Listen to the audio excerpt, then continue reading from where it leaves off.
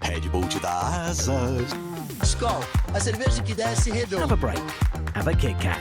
Bombril tem 1001 utilidades. Waffle. Bom dia! Bem-vindo a mais um episódio de Slogan. Eu sou a Juliana Vilar. E eu sou o Ricardo Dias. E hoje a gente vai começar o nosso episódio trazendo o nosso clássico slogan da semana.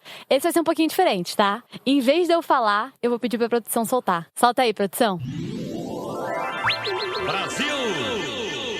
Nossa, eu fiquei arrepiado aqui, Ju. Eu amo esse slogan. Eu também. Ele toca meu coração como poucos slogans. Se eu escutar esse, talvez esse e aquela batidinha lá do Ayrton Senna quando ele ganhava as corridas, sabe? São coisas que me deixam arrepiado. E esse slogan é muito famoso. Ele, na verdade, é muito mais antigo do que as pessoas talvez saibam.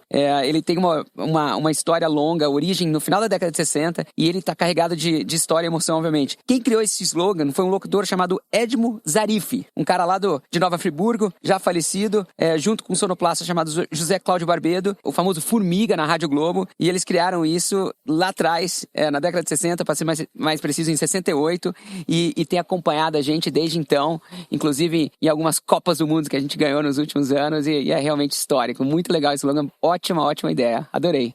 Bom, antes de começar nosso episódio, a gente não poderia deixar de falar de Cannes. Eu, desde que entrei no mercado de publicitário, com 19 anos, sempre acompanhei. Era um momento icônico nas agências, né? Da gente ali mandar o que está acontecendo para eles, né? Aplicar o nosso case. Então, eu queria começar com uma reflexão, que hoje em dia o mercado publicitário e de marketing mudou muito. O que eu me questiono hoje vale mais ganhar um leão de Cannes ou conquistar o feed de alguém no TikTok? A pergunta pode parecer simples para algumas pessoas, mas é um reflexo da tensão que a gente vê hoje em dia o marketing atual vivendo, entre o reconhecimento da indústria e a relevância verdadeira que aquele case, né, o que a gente está enviando para lá, vai ter para o público no final do dia. Então, o tema de hoje, no começo, não poderia ser outro. Cannes, para quem não conhece, é um amador de marcas por aí, é o maior festival de criatividade do mundo, que acabou de acontecer 2 semanas atrás. É um evento que continua sendo um termômetro do mercado, mas que, ao mesmo tempo, encara essa distância entre o que a indústria celebra e o que realmente viraliza ali pra gente, pro público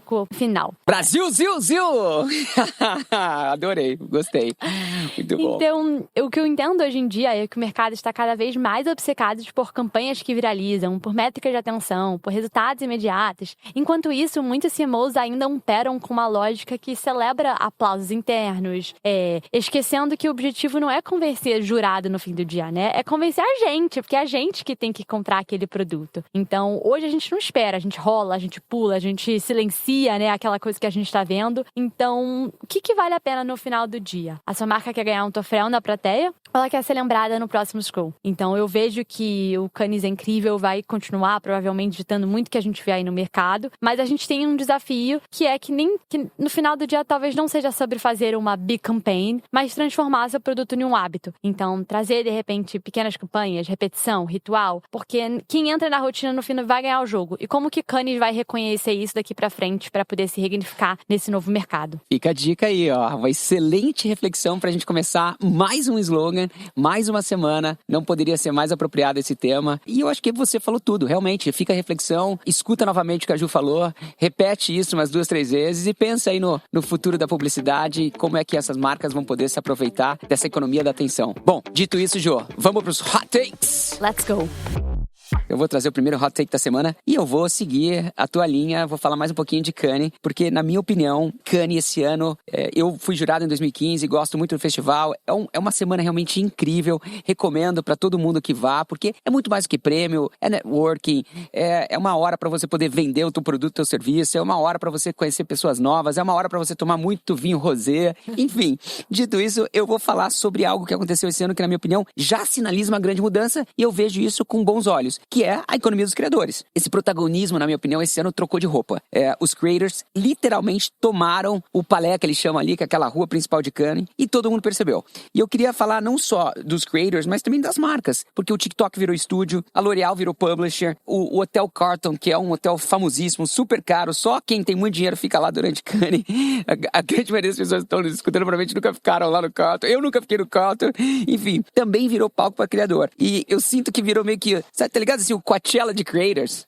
E foi o que aconteceu em Cannes esse ano. E você já vê também as grandes agências do mundo fazendo movimento nessa direção. A WPP comprou uma das maiores agências de creators do mundo, chamada Goat. A Stagwell levou a Creator IQ. E a Omnicom, que também é um dos grandes grupos, desembolsou centenas de milhões para comprar a Flywheel. E com isso, eles sabem, ou eles pelo menos já indicam, que o futuro do conteúdo não se mede mais em GRP e sim em watch time. Que é, na minha opinião, o próprio MrBeast sempre fala que a métrica que ele mais vê é watch time. E isso realmente significa para ele que as pessoas estão gostando do conteúdo dele. Agora, eu queria te fazer uma pergunta. Você conhece um creator chamado Darman? Olha, não conhecia, mas tô ouvindo muito falar dele por aí, porque o cara é um fenômeno, né? Ele criou uma audiência maior que muita televisão. O cara já tem até por aí. perfil no LinkedIn, sabia? Eu vi que ele já acumulou 40 bilhões de views, que ele tem um estúdio próprio, que ele tem um modelo de distribuição autônomo e que ele realmente tá quase revolucionando uma coisa que tá chegando nova pra gente no mercado, né? Perfeito. Olha que loucura, Ju. Esse cara, ele é um youtuber, entre aspas, né? Mas esse cara tem uma empresa de 200 funcionários, ele tem 60 roteiristas, ele tem CEO, ele tem equipe e ele tem,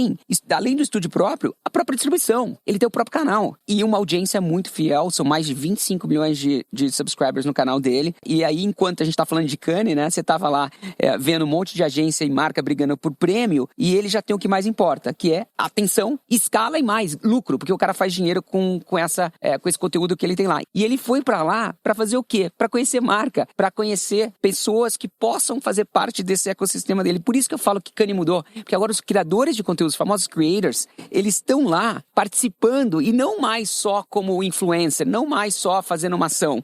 E eu queria terminar esse hot take falando de uma ação que aconteceu lá, que na minha opinião é mais uma fronteira que a gente está aqui conquistando nesse mundo, que foi a Emma Chamberlain, que tem um café, uma marca de café que é super famosa, que fez uma co-branded, aí, uma parceria junto com o Pinterest, lançando um café com eles. Olha que loucura! O Pinterest, que tem uma audiência própria, verticalizando o que eles conquistaram, que é essa atenção, para lançar um produto. É como se a Globo lançasse a própria cerveja na novela. É como... Bom, você deve ter algum exemplo aí melhor que o meu. Eu tenho um logo dentro de casa, o Luz, que enxergou ali uma oportunidade, algum carinho que as pessoas têm pelo nosso café e lançou o seu próprio café. Então, é um exemplo muito de conseguir, acho que hoje em dia, construir comunidade tem muito mais poder e impacto do que ter uma big idea. Perfeito. Então, Isso é um perfeito exemplo disso. E eu vou terminar esse hot take, então, dizendo para todo mundo que tá nos escutando que o show já começou. Os criadores estão escrevendo o roteiro. Cabe a você agora fazer alguma coisa com isso, porque a moeda de troca dessa indústria já não é mais status e sim atenção. Então, vamos pro segundo hot take da semana. Vou puxar aqui. E assim, tudo a ver com o que você falou. Comunidade e collaboration. Collabs. Que é o seguinte. IP é um novo produto de desejo. E pra quem não conhece o que é IP, é propriedade intelectual. Então, o que eu enxergo hoje em dia é que cultura é um ativo e não a consequência. E as marcas mais espertas, elas estão criando produtos que se comportam como collab e não como linha de produção. Olha que rolou só nesse último mês de junho. A Tommy Hilfiger lançou uma coleção com a Fórmula 1 e virou o uniforme do Hypebeast. Quer me complementar e trazer mais um aí? Não, eu vou ficar no tema Fórmula 1, porque a gente tá no meio desse lançamento global. Aconteceu semana passada esse filme da Fórmula 1, que é um espetáculo. O Brad Pitt, um monte de gente famosa, enfim. O Hamilton foi coprodutor. E, na minha opinião, Ju, uma das collabs mais legais, e por que eu falo mais legais? Porque ela vende, porque ela realmente faz a diferença no ponto de venda, ela realmente traz a marca para perto do coração dos fãs. Foi o que a Apple e a F1 fizeram junto com o McDonald's. Eles realmente, na minha opinião, fizeram um negócio que é muito legal, porque traz o consumidor para perto de uma nova franquia, atraindo gente que talvez não consumia os lanches da rede. E aí, você para olhar a Fórmula 1 no mundo, com mais de 500 milhões de fãs, você vê por que faz sentido pro McDonald's, porque dá brand lift instantâneo, porque essa cultura do filme, né, tá na conversa. Você tem um ticket médio maior, porque eles cobram por esses collectibles que eles lançaram, então esse Happy Meal, ele fica um pouquinho mais caro, e eles acumulam dado, porque você é obrigado a fazer isso através do app. Então, você tem também aí, mais uma vez, uma oportunidade de fazer CRM e esse UGC, que a gente chama, que é esse conteúdo orgânico gerado pelas pessoas, acontecendo naturalmente, já que todo mundo quer falar no TikTok, no Instagram, que tá lá com o carrinho do McDonald's em comemoração a esse novo filme da Fórmula 1. Eu realmente achei isso incrível e pra mim mostra o poder de uma marca, o poder de uma propriedade global e quando elas se juntam pra se apropriar dessa cultura que tá rolando aí ao redor da Fórmula 1, realmente você pode fazer a diferença diferença no seu negócio vender mais. Incrível. A Kate Moss também lançou uma coleção com a Zara, entre muitos outros exemplos aí que a gente viu acontecer nesse último mês. O que a gente pode entender aqui é que hoje todo mundo quer uma marca que converse com a Juliette, vista como McDonald's e se comporte como a Lacoste no tênis retrô aí, que foi o que eles fizeram.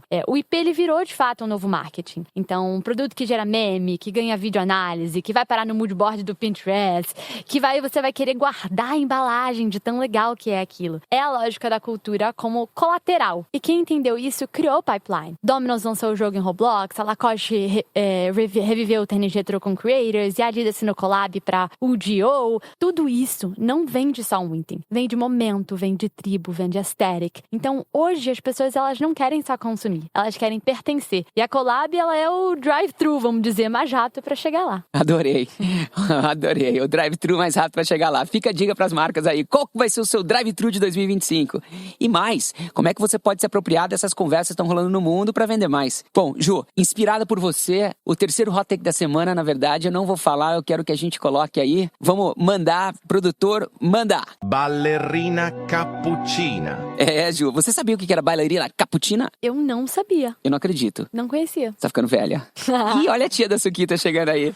Pela primeira vez na vida, Ju. Já tem que pedir Nalfa aqui. Eu tô tendo a oportunidade de te chamar de velha.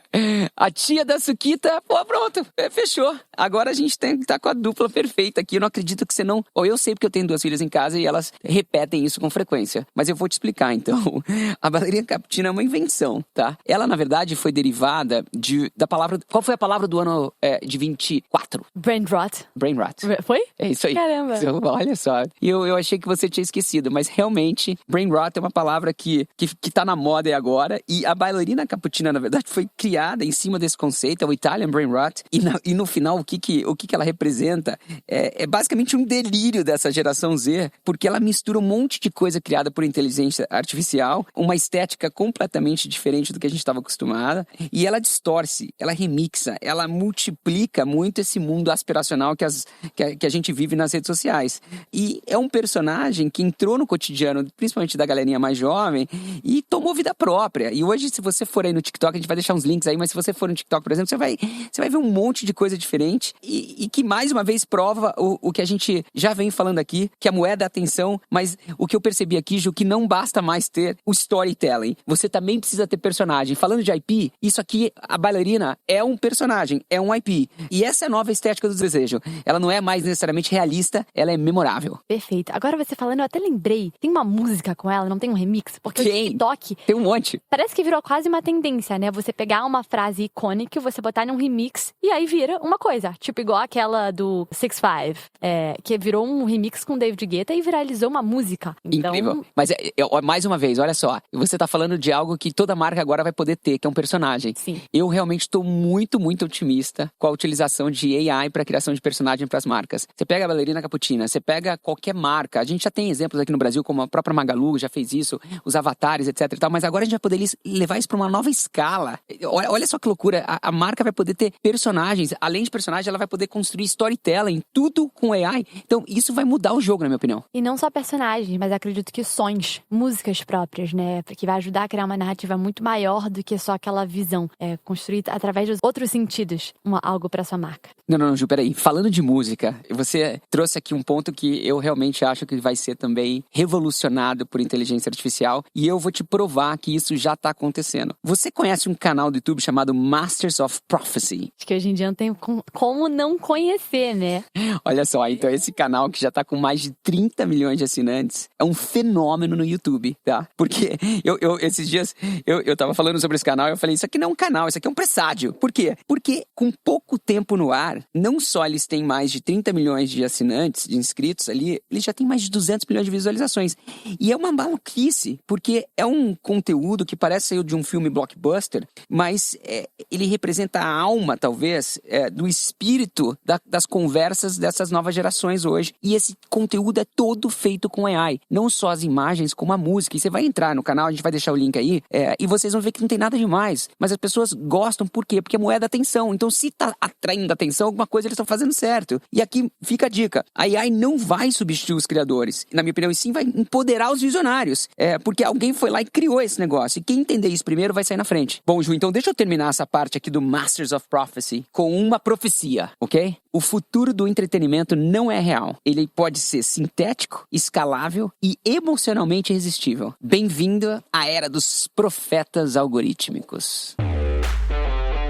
Bom, vou fechar esse episódio aqui com a nossa curiosidade do dia, os curiosos de plantão aí. Vou trazer uma coisa bem legal, assim, que tá bem envolvida com o que a gente falou hoje. Você sabia que em 1988 o McDonald's lançou um filme chamado Mac and Me, em parceria com a Coca-Cola, que era uma cópia, assim, do ET, mas com o objetivo único de promover fast food e refrigerante. Na época foi um fracasso, mas hoje ele é um cult, ele é um exemplo aí de como a gente tá vendo o marketing funcionar. Então, fica aí uma moral da história, se até o maior flop pode virar IP, sua marca não tem desculpa pra começar a fazer a sua agora. Bom, pra quem precisa de uma dica de filme, fica aí então Mac and Me pra assistir aí no final de semana, porque aparentemente promete, né? Promete ser uma revolução no mundo do marketing, mas tem muita coisa que é assim, né? O cara faz lá atrás e depois de tanto tempo, agora que você falou, virou coach, mas a mensagem que fica aqui na minha opinião, Ju, independentemente do sucesso ou do fracasso, é a criação desse personagem, desse IP, dessa narrativa. Isso é um preço que toda marca vai ter que pagar. Independentemente da gente estar vivendo uma era com AI ou não, uma era onde a criação vai ser democratizada ou não,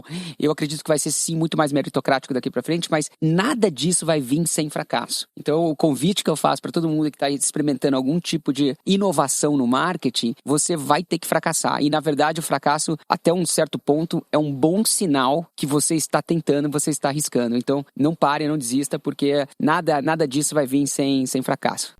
Bom, Ju, então eu vou te falar uma coisa que talvez você não sabe disso, tá? Mas não existe um título oficial pra isso, mas o Mac and Me é considerado um dos piores filmes da história, tá? E na verdade, a única razão pra ele ter virado coach, como você falou aí, virado modinha hoje em dia, é porque ele foi ruim, entendeu?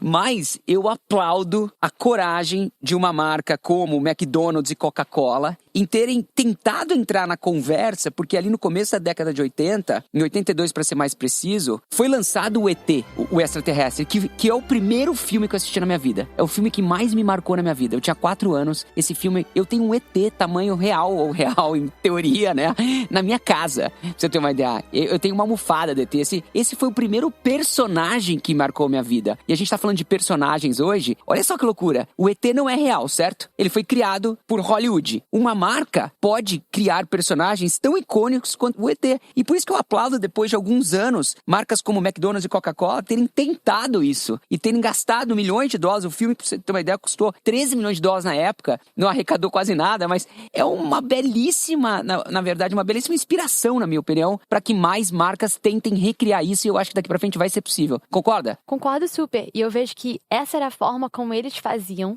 né, que o McDonald's fez, e eles faziam product placement naquela época em Hollywood. Perfeito. Que era uma coisa muito mais forçada, né, interruptiva. Então, é usar como exemplo de... Lá eles faziam assim. Hoje, que vale naquele episódio que a gente falou também, hoje em dia, como o product placement tá se revolucionando e as marcas já estão criando seus próprios filmes pra ficar menos interruptivo, é um perfeito exemplo de como a gente pode pegar o porquê que de repente deu um fracasso e reajustar pra poder ser um sucesso hoje em dia. Exatamente. Eu vou te falar uma outra coisa. Se existem 2 marcas no mundo, na minha opinião, que podem sim criar um novo ET ou criar uma nova franquia de filmes, ou realmente criar um filme que seja assistido por milhões de pessoas sem perder a identidade da marca ou do produto, são essas 2, McDonald's e Coca-Cola. Essas 2 marcas, elas têm apelo global, são amadas por milhões de pessoas ao redor do mundo, e eu tenho certeza que a gente ainda vai falar aqui nesse podcast de alguma coisa que elas fizeram juntas. Hoje, inclusive, a gente já falou de uma collab entre McDonald's, Apple e o filme da Fórmula 1. Eu não vejo por que o McDonald's e a Coca-Cola não vão, talvez, recriar um personagem ou criar alguma coisa nova e vão deixar de interromper as pessoas com as propagandas e começar a entretê-las. Agora, pra gente finalizar, a perguntinha da semana. E eu vou te perguntar, na verdade, eu vou te fazer essa pergunta e vou convidar todo mundo a responder essa mesma pergunta. Você já assistiu o filme ET? O original, o ET. O filme ET lá de 82. Não. Não acredito. Não. Não acredito. Não, pronto. Então, Eu já vi ao invés de clipe. ver Mac and Me, por favor, assista ET. Tá, vou assistir. E assim, acho que a galera pode deixar aqui na descrição dos comentários qual filme, ou de repente, qual marca e o que seria a pauta do filme que essa marca poderia criar. Então a gente tá fazendo... Vamos fazer o seguinte, a enquete vai ser: você já assistiu o filme ET? Então vamos lá, gente. Conta pra gente aqui nos comentários qual seria o nome de um filme e a marca que criaria ele. Então, exemplo, McDonald's e O Dia Mais Feliz da Minha Vida seria o nome do filme. Perfeito, Jô. A gente se vê semana que vem. Tchau. Tchau, tchau.